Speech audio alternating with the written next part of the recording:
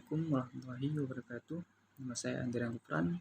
Saya dari jurusan Family Law atau disebut dengan Hukum Keluarga. Dan baik, di sini saya akan memperjelaskan materi yang berjudul perkawinan campuran atau disebut perkawinan beda keluargaan negara dan beda agama. Baik, langsung saja kita masuk dalam pengertian perkawinan campuran atau perbedaan keluargaan negara. Perkawinan campuran terdiri dari dua kata, yaitu perkawinan dan campuran. Perkawinan secara bahasa artinya menghimpun atau mengumpulkan, sedangkan campuran menurut bahasa artinya sesuatu yang tercampur atau gabungan dan kombinasi.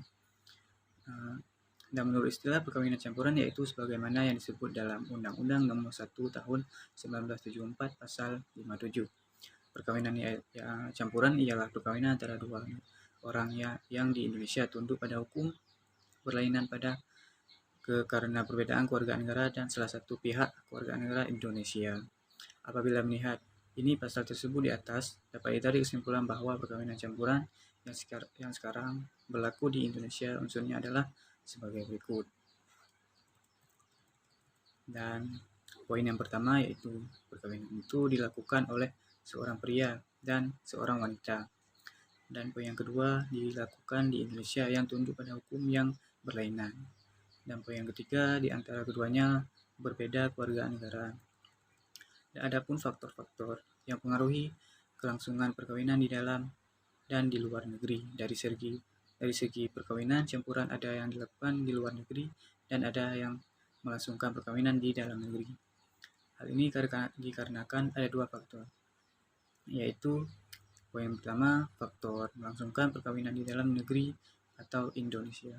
Yang poin kedua, faktor melangsungkan perkawinan di luar negeri. Dan dokumen masing-masing calon mempelai mempersiapkan dokumen yang diperlukan, yaitu bagi negara Indonesia atau WNI. Yang pertama, memerlukan akte kelahiran, kedua surat keputusan peradilan agama atau akte cerai. Dan poin yang ketiga kartu keluarga. Dan paspor, kartu tanda penduduk. Dan selanjutnya bila akad nikah dilaksanakan di luar wilayah KTP yang bersangkutan, maka perlu mengisi satu formulir lagi yang formulir atau numpang nikah. Dan poin selanjutnya surat keterangan RT dan RW yang menyatakan orang yang bersangkutan belum nikah lagi. Surat keterangan tersebut dilegitimasi oleh camat setempat. Dan yang terakhir pas foto UK 3x4 dan 4x6 sebanyak 3 lembar. Dan bagi warga negara asing atau WNA memerlukan akte kelahiran, surat keterangan belum kawin atau akte cerai, surat izin orang tua jika usia di bawah 21 tahun. Dan kartu keluarga, ID card atau KTP bisa jika menikah di Indonesia.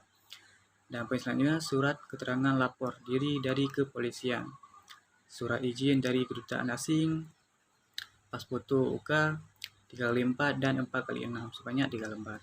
Semua dokumen lalu dilegitimasi dan diterjemahkan dalam bahasa Indonesia oleh penerjemah yang tersumpah, lalu dilegitimasi oleh kedutaan asing calon mempelai yang kewargaan negaraan asing di Indonesia. Adapun perkawinan campuran atau perbedaan antar agama. Dalam Undang-Undang Perkawinan di Indonesia, pernikahan beda agama masih belum diatur secara tegas. Jikapun ada, aturan itu bersifat multitafsir. Ada yang menyatakan bahwa perkawinan beda agama termasuk perkawinan campuran.